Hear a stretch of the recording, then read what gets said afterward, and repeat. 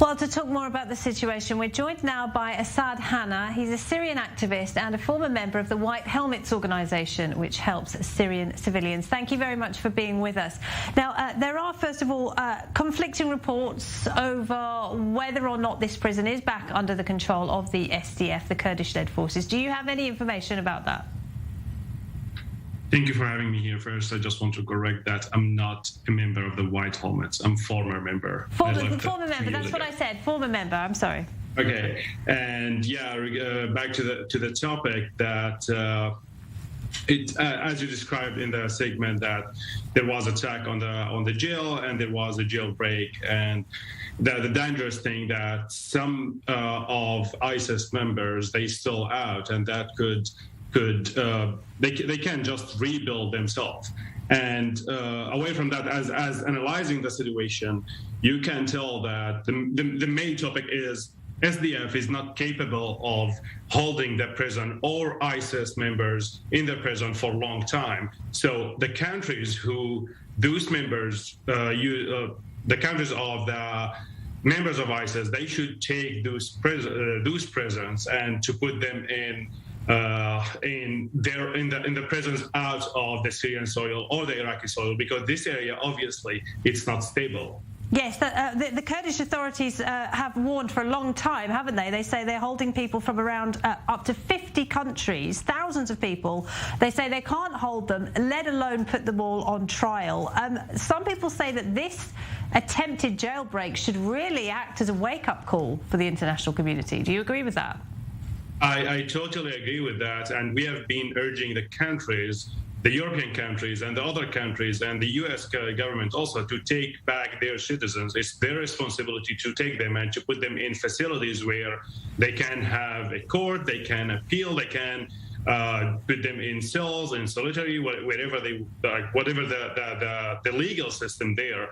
But it's not the right move to just keep them away from their borders just because they don't think they will be their countries would not be safe if those people, former ISIS members, are in their country. But at the end of the day, it's the responsibility of those governments to take back their citizens. They cannot strip their citizenship away. They cannot just keep them away. As it happened a few days ago, it could happen in the future, that massive attack on the prison, or just like bombing the prison and letting everyone out. And what's really disturbing is that we've heard this week just who is being held in this prison, and this isn't just hardened ISIS fighters captured from the battlefield, isn't it? I think there are around 700 boys ranging between 10 years old, 18 years old. They're there because their parents joined ISIS. They're facing a life of incarceration despite the fact they haven't actually broken any laws. Yeah, exactly. And also there is the whole camp. It's called the whole camp on the Iraqi-Syrian borders, where the families of those fighters or other families, they are staying there. It's like a big prison. It's a big jail, and hundreds of people, they are living there without any identity. Those kids who they didn't do anything wrong, but it happens to that one of their parents joined ISIS, or they got burned there because an official marriage or whatever, the Sharia marriage from ISIS members, and now they don't have any citizenship, any identity. They are just growing up there. And that atmosphere, that vibe, this area would be more dangerous if those kids and those families will stay longer than that. And some analysts also say that this chaotic, violent situation that's going on now is actually good news for President Bashar al-Assad, because he and his Russian allies can use this to try and reclaim control of this territory. What are your thoughts on that?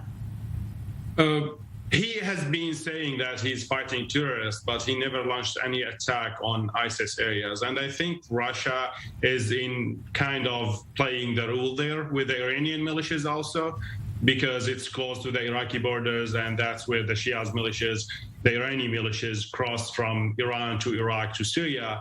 And but I don't think the Syrian regime would be capable or able now to launch a military campaign with all the economic disaster he's having and the collapse in the Syrian currency value.